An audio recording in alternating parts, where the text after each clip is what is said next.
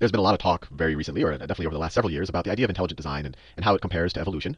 Intelligent design. And my goal in this video isn't to kind of enter into that discussion, or it's actually turned into an argument in most circles, but really to make my best attempt to kind of reconcile the notions. So the idea behind intelligent design is really, there's some things that we see in our world that are just so amazing that it seems hard to believe that it could be the product of a set of random processes. And the example that tends to be given is the human eye, which truly is an awe-inspiring device. Whatever you call it, an organ or a machine, whatever you want to call it. I mean, it does all these amazing things. It can focus at different lengths. You have, it brings the light into focus at just the right spot, and then you have your retinal nerves, and you have two eyes, and so you can see in stereoscopic vision, you can see in colors, and then you can adjust the light and dark. So the human eye truly is awe-inspiring. And the argument tends to go that, look, how can this be created from random processes? And the goal of this isn't to kind of trace the evolution of the eye, but I'll do a little side note here that evolution is and natural selection, and I like the word natural selection more because it's not talking about a active process. Natural selection is acting over eons and eons of time, and we do see evidence in our world of kind of a progression of different types of eyes. In fact, all evidence shows that the human eye is not perfect. It's not perfect, and that there is variation. There is variation. I mean, we all know some of us are nearsighted, some are farsighted. We have astigmatisms. It degenerates over time. People generate cataracts. There's a whole set of things that can go wrong with the human eye. And I'm not using that as a rebuttal, but I'm just showing you that there is variation, even in what I believe is truly an amazing piece of biology. And even if you go outside of the human world, there's obviously a huge spectrum of eyes. You have fish at the bottom of the ocean that have eyes that are really just light sensors that barely can, maybe tell you, and some insects are like this, whether there's some light or some heat around, nothing really more than that. And at the other end of the spectrum, far better than humans, you have certain birds and certain type of nocturnal creatures where they can see in the dark. Maybe you have a certain, cats can, actually all cats can have these reflective material in their eye that allows them much better night vision, so in that way they're superior to human, and they can see just as good as humans during the daytime.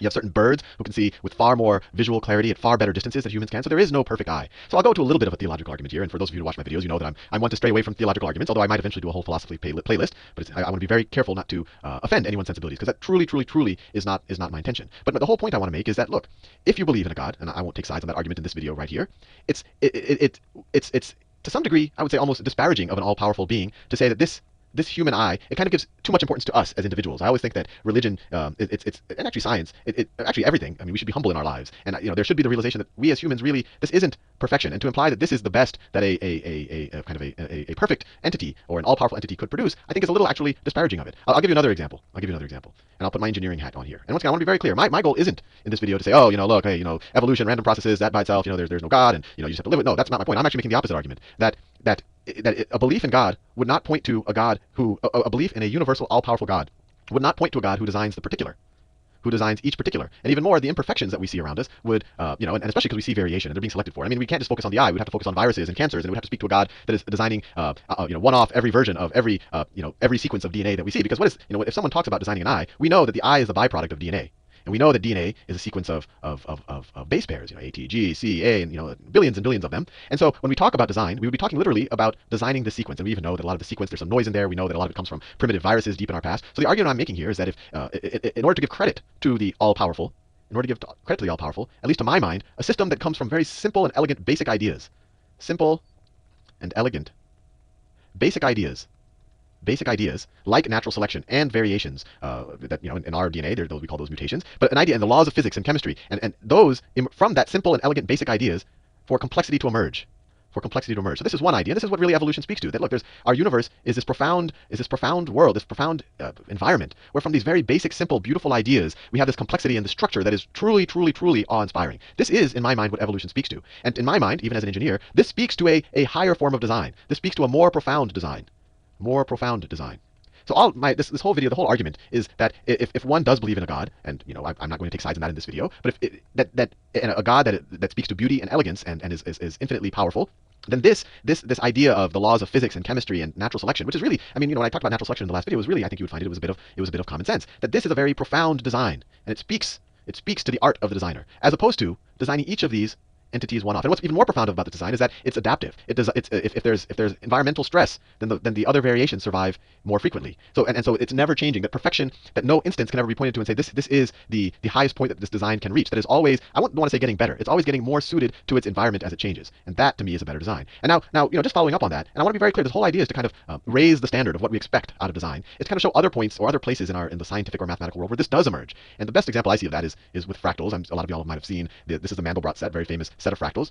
It's immensely complex. In fact, you can keep zooming in on the Mandelbrot set at any point, and when you zoom it out, it becomes infinitely complex, and you can explore it indefinitely. But the beauty of it, the true beauty of it, is all of this can be described by one equation, one almost shockingly simple equation, and that's this: z, the next z is equal to the z before it squared plus 1. And you're like, say, how you start talking about intelligent design and evolution and all of that. What is this? Why are you all of a sudden breaking the fractals? And the point I'm trying to make here is that if I had two designers and one set out to go and paint this exact particular fractal and say, oh, I'm going to make this brown, I'm going to make this blue, and I'm going to make this a circle with other circles, and you would say this is an amazing painter. For example, if before people knew, if you were to go to someone 300 years ago and you were to show them this, they would say this is the finest design that anyone might have ever been able to devise because it's so infinitely complex. But now we know that this can be completely described by this simple equation, literally. For those of you who are interested, all they're doing, this is a complex plane, and they're starting at 0. Let me actually, not plus 1, plus c. Let me make that very clear. This is the equation plus c. So for every point on the complex plane, you put that point in for the number for c, and then you start with 0, and you keep doing this. So you say 0 squared plus that number, that complex number is equal to that, and then you put that in here, and then you do that number squared plus that complex number, and you do it again. You do it over and over and over. So it turns out that some numbers don't go to infinity, and those numbers are in black. They're considered part of the Mandelbrot set. And then the numbers that do go to infinity, as you iterate on this formula, you color it based on how fast it goes to infinity, and it creates this enormous, this infinitely beautiful and complex pattern. Now, if you were to say what is a more profound design, you could ask any engineer this. In my mind, this is the most profound design because it's simple and elegant, but it describes something of infinite complexity. Infinite complexity. It's not just focused on the particular. It's focused on kind of the meta level. It's focused on creating kind of just the idea that of which this is just an example. So anyway, this is probably my most, my video where I steer most away from kind of the science of it all, and maybe I focus a little bit more on the slightly metaphysical or the awe-inspiring. But my whole point here is to really throw out my little idea of how you can reconcile these notions. That evolution, the randomness of it, does not speak to a kind of a godless universe, although I'm not going to take sides on that. It speaks to a more profound God in my mind. So anyway, forgive me for taking my liberties, and I want to make it very clear I don't want to offend anyone's sensibilities, but I really just wanted to throw this idea out there. See you in the next video.